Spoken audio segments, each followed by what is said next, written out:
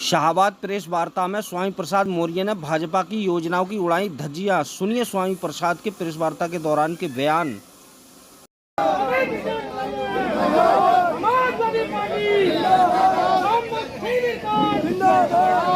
मोहम्मद आदम खान जिंदाबाद, मोहम्मद आदम खान जिंदाबाद, अब्दुल्ला आदम जिंदाबाद, स्वामी प्रसाद मौर्य जिंदाबाद, स्वामी प्रसाद मौर्य जिंदाबाद।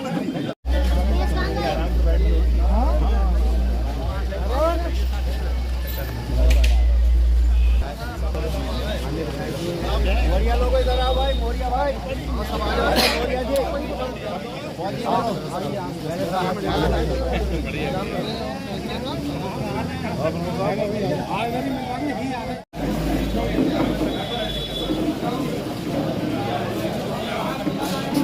जी आज उत्तर प्रदेश में 2 लोकसभाओं पर उपचुनाव हो रहा है। एक रामपुर लोकसभा, जो समाजवादी पार्टी के बहुत ही वरिष्ठ सम्मानित नेता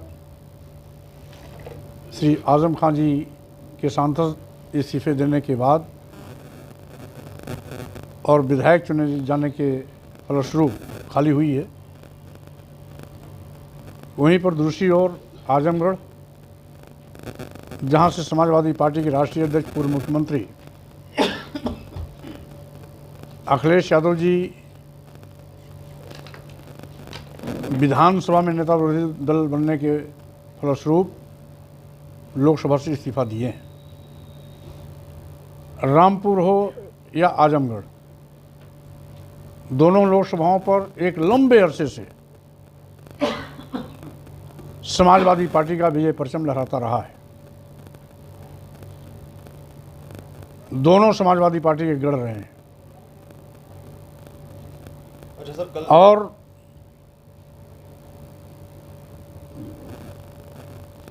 मुझे पूरा विश्वास है कि इन 2 उपचुनावों से यद्यपि न कोई सरकार बननी है न कोई बिगड़नी है, उसके बावजूद ये उससे भी ज़्यादा महत्वपूर्ण इसलिए है कि चुनाव ऐसे समय पे हो रहा है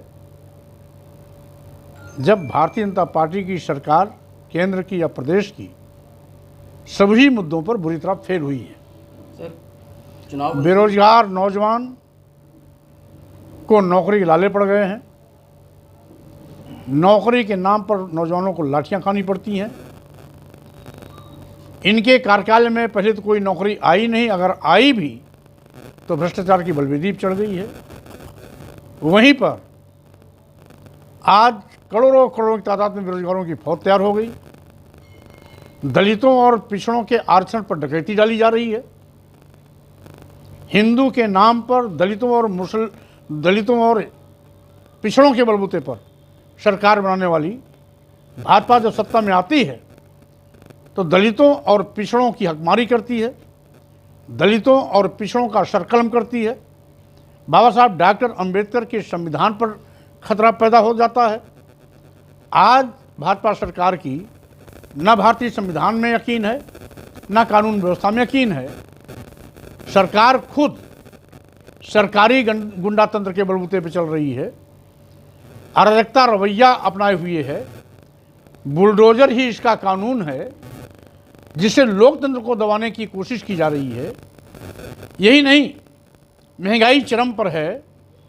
गैस चूल्हा सिलेंडर जो कभी 300 रुपया मिलता था, आज 1000 और 1100 के करीब पहुंच गया है।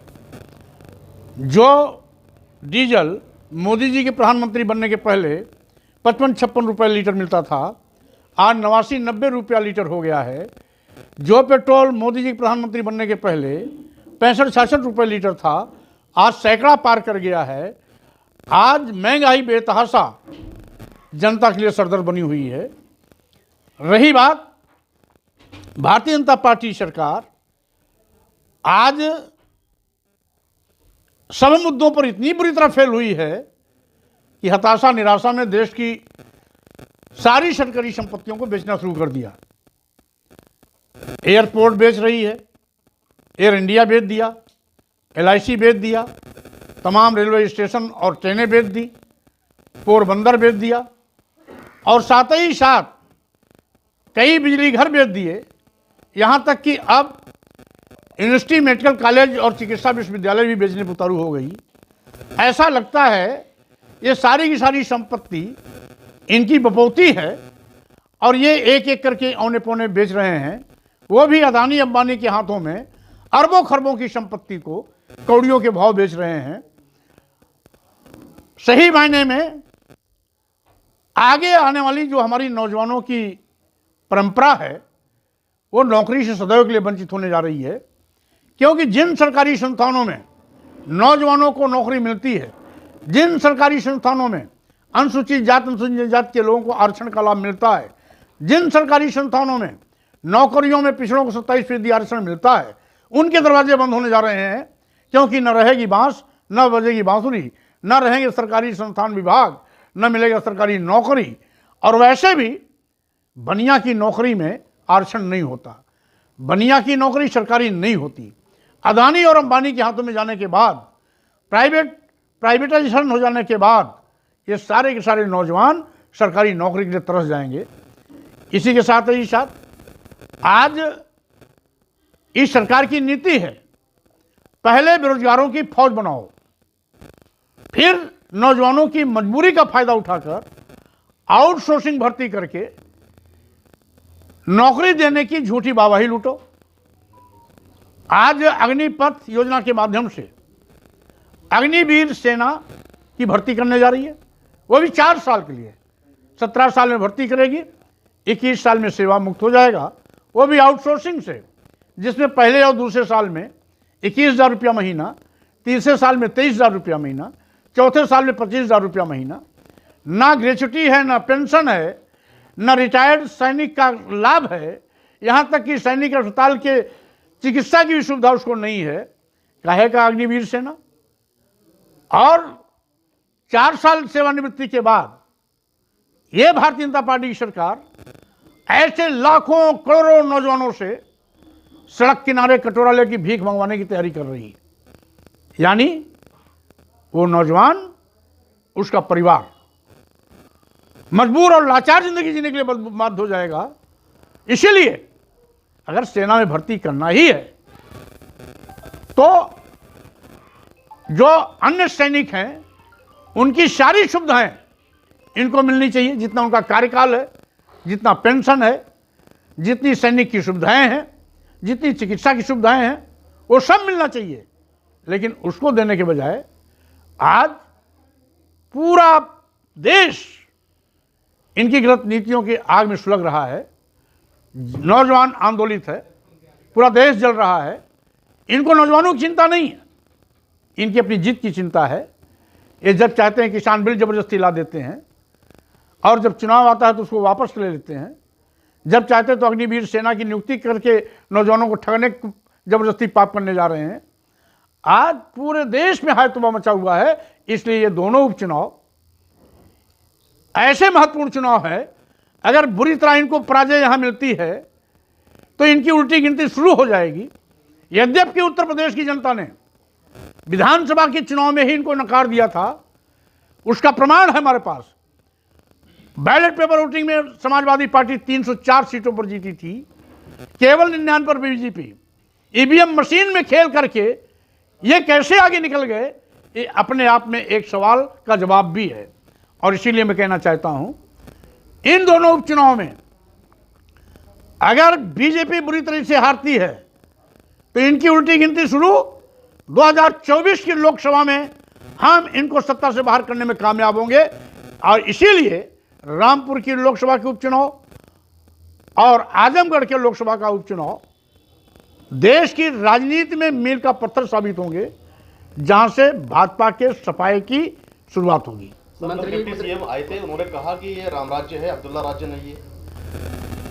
शायद उनको नहीं पता कि राम राज्य में भी शंभू का सर काटा गया था। राम राज्य में भी महिलाओं का अपमान हुआ था। सीता को अग्नि परीक्षा के बाद भी जंगल भेज दिया गया था। ये वही राम राज है जिसमें छल के माध्यम से बाली को मारा था, छल के माध्यम से रावण को मारा था, इसलिए आज भी ये छल के माध्यम से नौजवानों के पेट पर लात मार रहे हैं, छल के माध्यम से किसानों के फसल को छुट्टा जानवरों से चला रहे हैं, छल के माध्यम से महंगाई पर कोई जुबान न खोले फर्जी मुकदमा लगाने की धमकी और बुलडोजर चलाने की धमकी देते हैं। साथ ही साथ आज जनता इनकी अराजकता के खिलाफ सड़क पर उतरे, इसलिए आज हिंदू मुस्लिम का राग अलाप कर लोगों का ध्यान अपनी असफलताओं से हटाने का कुचक्र कर रहे हैं। हमारे देश की संस्कृति रही है हिंदू मुस्लिम सिख ईसाई सब हैं आपस में भाई भाई, उस भाईचारे को तार तार कर रहे हैं, हमारे आपसी सौहार्द को तार तार कर रहे हैं। सही मायने में हिंदू का नाम इनका दिखावा है, छलावा है। ये तो राम को भी बेचने में कोई कसर बाकी नहीं किए। राम का मंदिर माननीय सर्वोच्च न्यायालय के आदेश से बन रहा है, इनकी कृपा से नहीं। अगर इनकी कृपा से बनना होता तो अटल बिहारी वाजपेयी जी 3 बार प्रधानमंत्री थे, उनकी सरकार में बन गया होता। ऐसा ये कहते राम को लाएंगे, जैसा लगता है राम ने इनको नहीं पैदा किया बल्कि इन्होंने राम को पैदा किया और राम को प्रचारित कर रहे हैं, जैसे लगता है ये राम के ठेकेदार बन गए। राम को कोई जानता नहीं था, ये जनमान रहे हैं। ये शेख चिल्ली बगाड़ने का काम बीजेपी के लोग करते हैं। और रही बात, भाजपा के लोग आरएसएस स्कूल से पढ़ के आते हैं, तोता की जरा जो उनको सिखाया जाता है वही बोलते हैं। इनका ना अपनी जुबान होती है, ना इनका अपना कोई ज्ञान होता है, ना इनका अपना कोई विवेक होता है। ये सोच उधार लेके आते हैं और उधार भाषा बोलते हैं। मंत्री जी, रामपुर का चुनाव आखिरी दौर में है, अखिलेश यादव नहीं आए, क्या कहना चाहेंगे? देखिए, आजम खान जी एक ऐसे बड़े चेहरे और बड़े नेता हैं जिनका नाम समाजवादी पार्टी में मुलायम सिंह जी के बाद आता है। नेताजी मुलायम सिंह यादव के बाद सबसे बड़ा नेता कोई है तो आजम खान जी हैं, और उनकी सीट है, इसलिए उनके नाम पर पूरे रामपुर के लोग जिताएंगे। और हम भी यहां पर पड़ाव डाले हैं इसीलिए कि रामपुर भारी मतों से समाजवादी पार्टी जीते। इस सवाल यह है कि उन्हें आना चाहिए था या नहीं? अब ये आजम खान जी पर निर्भर करता है, वो किसको बुलाते हैं किसको नहीं बुलाते, किसकी आवश्यकता समझते हैं। और वैसे भी राष्ट्रीय अध्यक्ष जी आजमगढ़ भी नहीं गए, यहाँ भी नहीं आए, राष्ट्रीय अध्यक्ष जी उपचुनाव में किसी में नहीं गए। अगर एक जगह जाएं दोनों जगह जाना पड़ेगा, इसलिए हम लोग पर्याप्त हैं। भाई आजम खान जी खुद इतने बड़े नेता हैं, वो भी आजमगढ़ भी गए थे, यहाँ भी देख रहे हैं, हम भी आजमगढ़ थे, यहाँ भी देख रहे हैं। इसलिए अखिलेश यादव जी की चिंता आपको इसलिए नहीं करनी है कि हम लोग पर्याप्त हैं। भाई आजम खान जी पर्याप्त हैं, हम लोग भी पर्याप्त हैं, कार्यकर्ता पर्याप्त हैं, पहले भी जीते थे फिर जीतेंगे। कहीं ऐसा तो नहीं है सर कि पूरी जिम्मेदारी इस चुनाव में आजम खां पर दे दी जाए और उधर धर्मेंद्र यादव पर भूमिकाएं तय हों, परिवार में कद घट जाए और आजम खां का कद घट जाए अगर चुनाव हार? देखिए, जिसका जो कद बहुत बड़ा है, अखिलेश यादव जी का ना आने का क्या यही दर्शाता देखिए, है? यह आप लोगों की सोच अलग हो सकती है। माननीय अखिलेश यादव जी आज भी आजम खान जी का उतना ही सम्मान करते हैं जितना कभी श्री मुलायम सिंह यादव जी करते थे। नहीं, पहला चुनाव और अभी जिसमें अखिलेश जी इतने साइलेंट हैं। अभी आजम खान जी के प्रस्ताव पर 2 एमएलसी बने हैं, इसलिए उनका महत्व जो था है, उनके महत्व की चिंता हमारी पार्टी को है। इसलिए आप लोग निश्चिंत रहें, उनका सम्मान था, है, आगे भी रहेगा। एक सवाल और सर, अखिलेश क्या यादव- बदायूं में भी उपचुनाव होगा? संघमित्रा जी भी भाजपा छोड़ेंगी क्या? ऐसी जब परिस्थिति आएगी तो हम आपसे बात कर लेंगे। ठीक है, धन्यवाद। अखिलेश यादव मुसलमानों की समस्याओं पर खामोश हैं, खासतौर पर नुपुर शर्मा के ऊपर कोई बयान उनका नहीं है।